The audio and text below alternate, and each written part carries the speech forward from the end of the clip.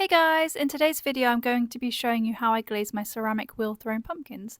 These are my colours that I've picked out, so there's Smoky Merlot by Amico, Blue Midnight, this one is supposed to be a lighter blue but it comes out super dark on my clay which I love for a spooky pumpkin, Etna by Scava Studios, and for the stalks I use Vert Luster by Amico.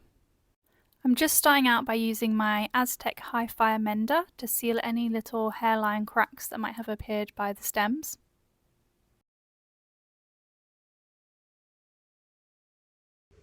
For this first jack-o'-lantern, I'm using the Etna glaze.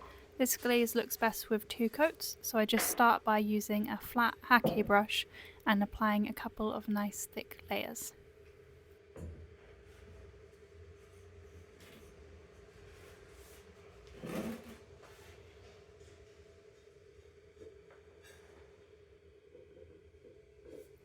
I like to get quite close to the stem and then come down about halfway.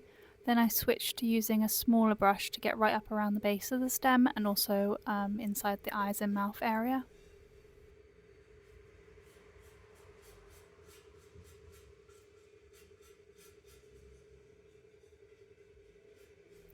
If you want to find out how to make one of these pumpkins yourself, I've also uploaded an ultimate guide to throwing pumpkins video, so I'll put a link to that on the screen if I can figure out how to do that from my phone.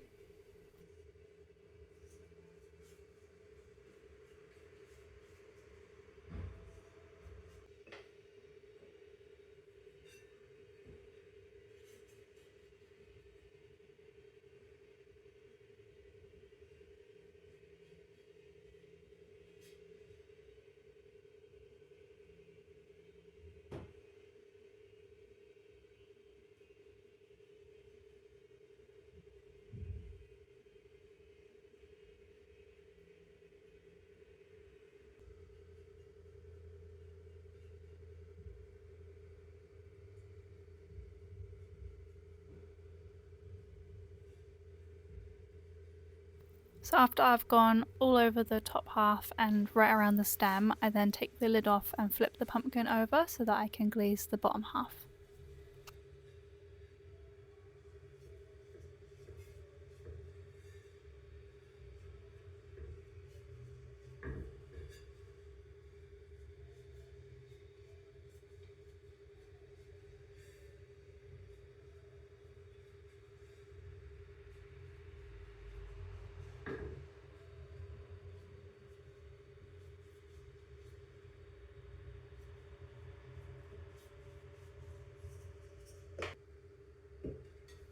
The lids of these jack-o'-lanterns are like little puzzles. You have to kind of match up the right segments for it to fit properly.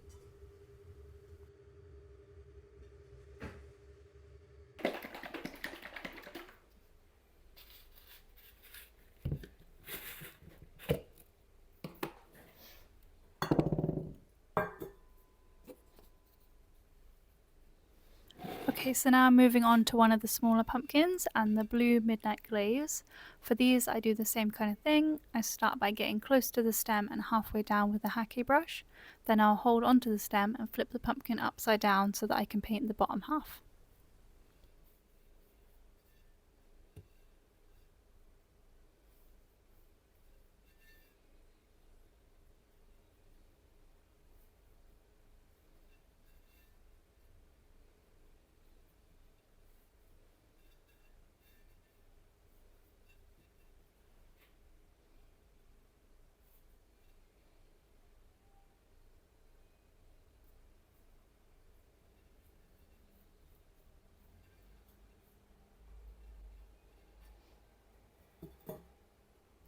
And remember, when you're glazing, you don't want any glaze to get onto the base of your pot, otherwise it will melt and fuse to the shelf in the kiln, so make sure you leave that part unglazed.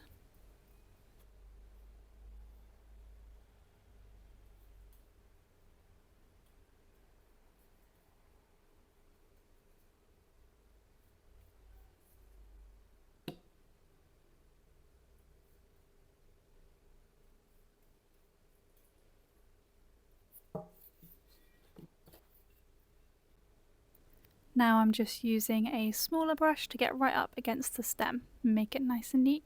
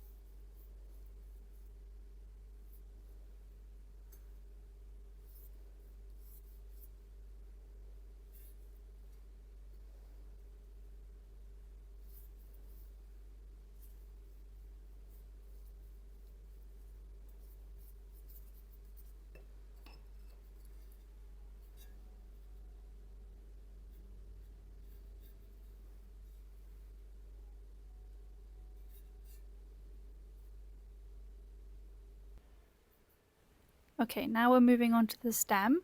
So I like to start with a small brush and carefully go around the base, trying not to get any on the part of the pumpkin we've already glazed. Then I'll use a slightly bigger brush to go over the rest of the stem. I like using 2 coats of Vertluster, however I find it does run a little bit, so for the second coat I just go over the top section of the stalk. I don't bother going around the base 2 times, as I find it kind of melts down and covers it nicely anyway.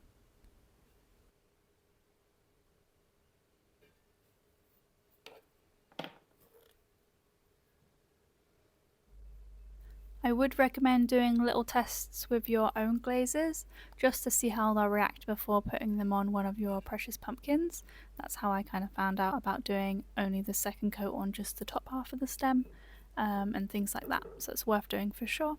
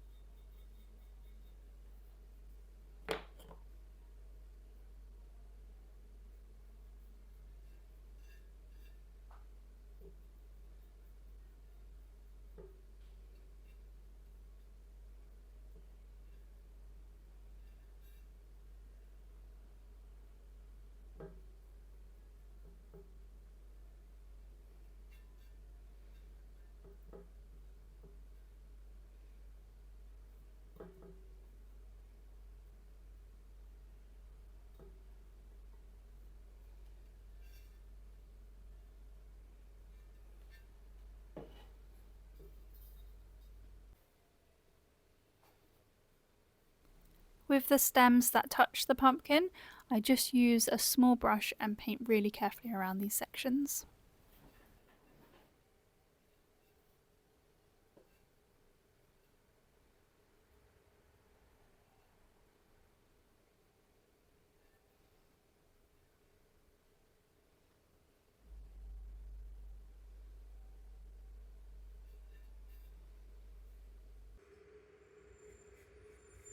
If you do get some of the stem colour on the main part of the pumpkin, it's really easy to fix. You just want to let it dry and then take a knife and gently scrape away the top layer of the green glaze, then just dab a little bit of your orange glaze or whatever colour back onto that area.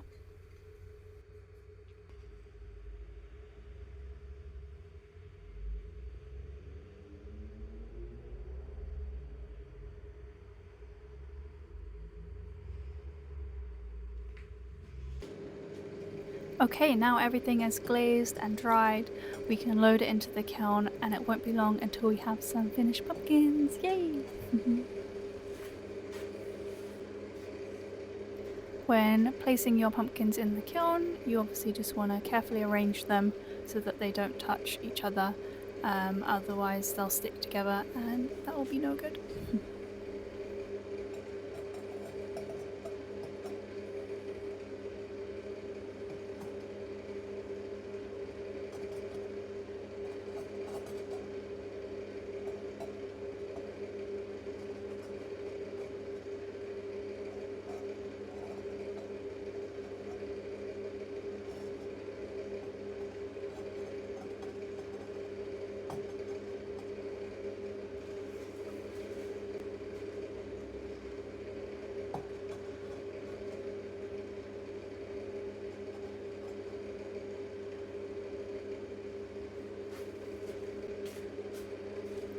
I've also made some cute tiny little pumpkins.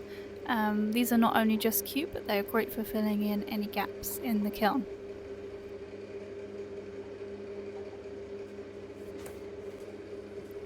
On the next layer I'm putting the jack-o'-lanterns. I forgot to film it, but you want to make sure you sponge clean the section where the lid meets the main body of the pumpkin, You want this to be free of any glaze, otherwise they'll stick together and you won't be able to take the lid off and put your candle in, which will be really sad. So yeah, make sure you clean that part.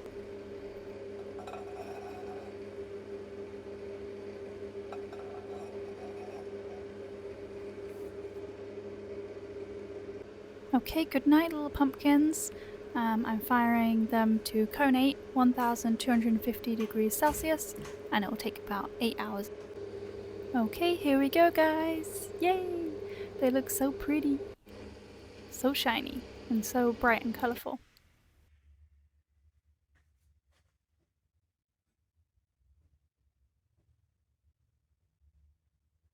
Sometimes the lids can stick a little bit, even after cleaning them, so just hold your pumpkin tightly and give the lid a little pull and it should pop right off.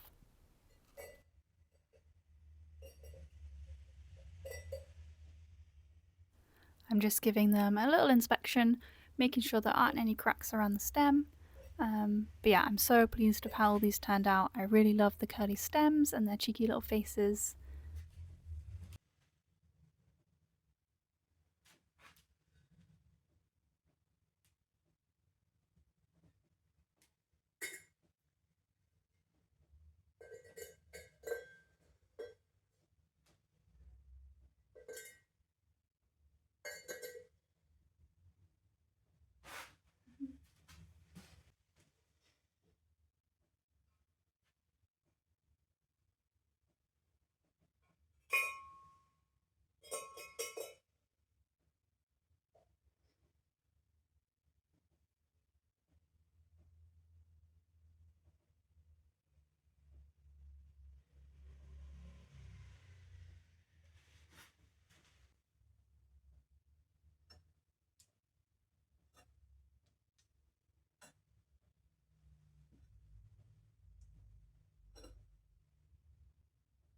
These tiny little pumpkins are so cute, guys.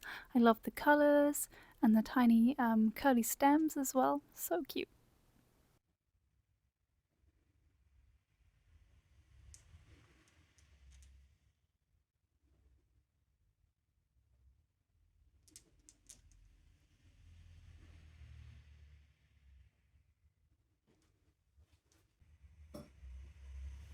Next we're unloading the smaller pumpkin ornaments. I've popped some heat resistant gloves on now because the shelf below was still a little hot.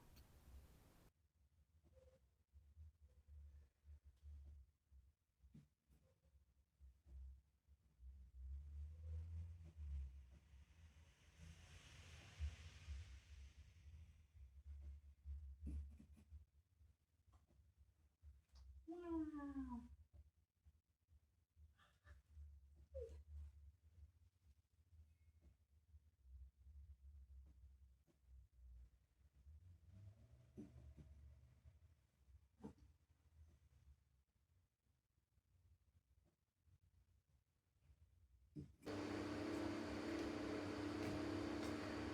Okay, now for the real test. I'm popping some tea lights in. This first one looks like it goes out, but it is still glowing, I promise. You'll see when I turn the lights off in a minute.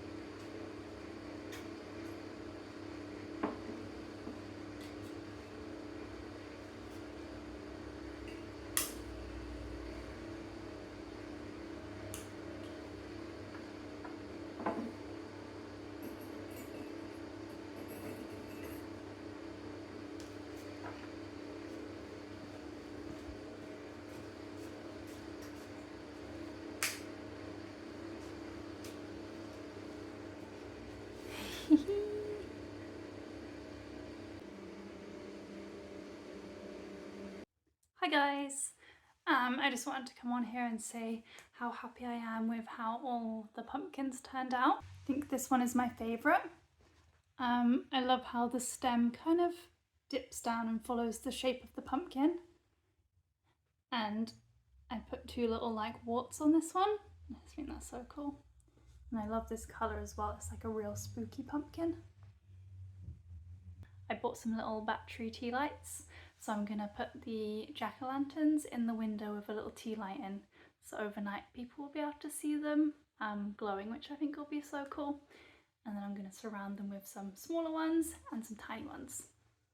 And yeah, hopefully people will love them.